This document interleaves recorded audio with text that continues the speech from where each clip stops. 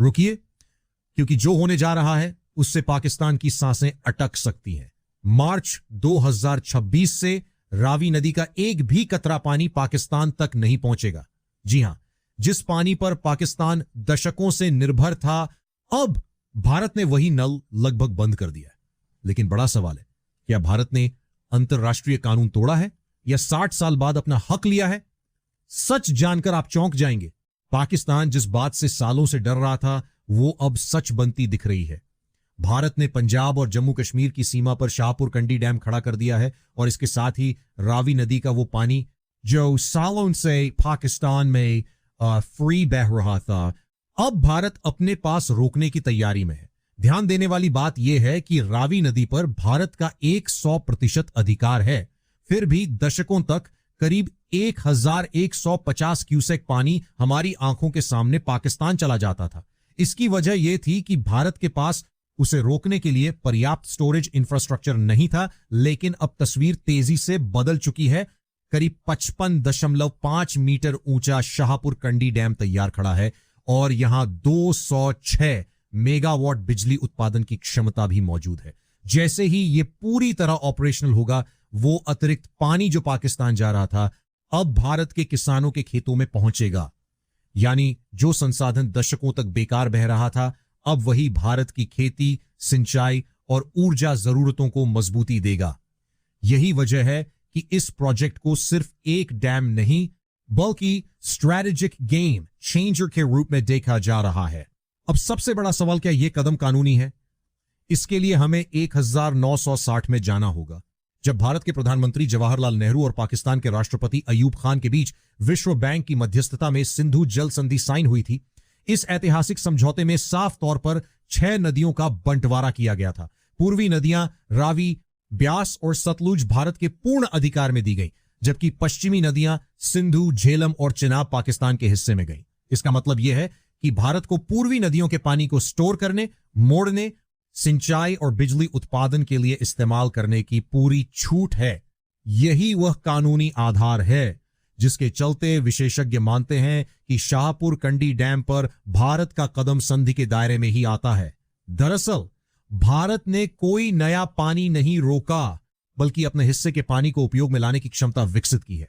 लंबे समय तक राजनीतिक देरी, राज्यों के बीच विवाद और फंडिंग समस्याओं के कारण यह परियोजना अटकी रही, जिसका सीधा फायदा पाकिस्तान को मिलता रहा।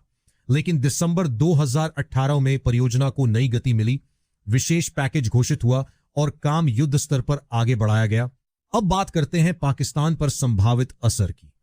पाकिस्तान की अर्थव्यवस्था में कृषि की हिस्सेदारी लगभग 18 से 25% के बीच मानी जाती है और करीब 40% आबादी प्रत्यक्ष या अप्रत्यक्ष रूप से खेती पर निर्भर है। पाकिस्तान का पंजाब प्रांत देश की कृषि रीढ़ माना जाता है और रावी नदी का पानी वहां की कई नहर प्रणालियों के लिए महत्वपूर्ण स्रोत रहा है। लाहौर, मुल्तान, फैसलाबाद और साहिवाल के आसपास की लाखों हेक्टेयर जमीन इस पानी से सिंचित होती रही है।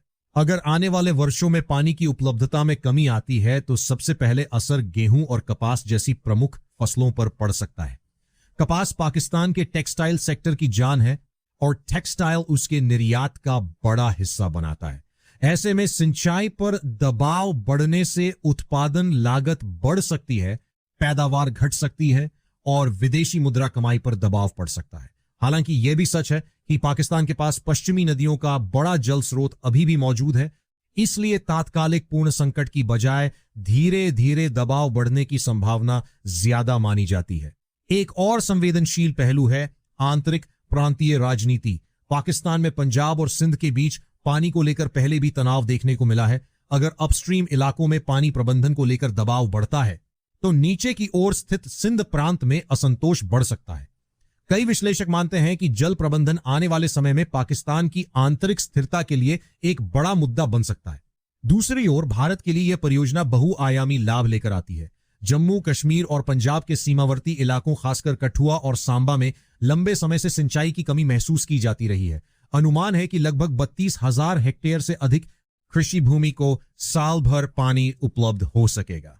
इससे फसल विविधीकरण बढ़ेगा, किसानों की आय में सुधार हो सकता है और सीमावर्ती क्षेत्रों में आर्थिक गतिविधि तेज होने की उम्मीद है। साथ ही 206 मेगावाट की जल विद्युत क्षमता क्षेत्रीय ऊर्जा आपूर्ति को भी मजबूत करेगी। रणनीतिक दृष्टि से भी यह कदम महत्वपूर्ण माना जा रहा है।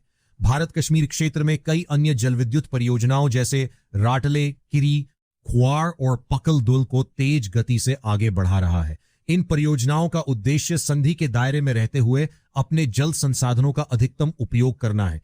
अगर ये परियोजनाएं समय पर पूरी होती हैं तो भारत की जल प्रबंधन क्षमता और मजबूत होगी और मौसमी प्रवाह को नियंत्रित करने की तकनीकी क्षमता भी बढ़ेगी। हालांकि कुछ विशेषज्ञ सावधानी की भी सलाह देते हैं। उनका कहना है कि दक्षिण एशिया में जल संसाधन पहले से ही जलवायु परिवर्तन, ग्लेशियर पिघलने और अनियमित मानसून के दबाव में है। ऐसे में दोनों देशों के लिए दीर्घकालिक समाधान सहयोग, डेटा साझा करने और आधुनिक जल प्रबंधन तकनीकों में निवेश से ही संभव होगा। क्योंकि अंततः नदियां सीमाएं नहीं मानती, उनका प्रबंधन ही क्षेत्रीय स्थिरता की कुंजी बन सकता है। फिलहाल इतना तय है कि शाहपुर कंडी डैम ने भारत पाक जल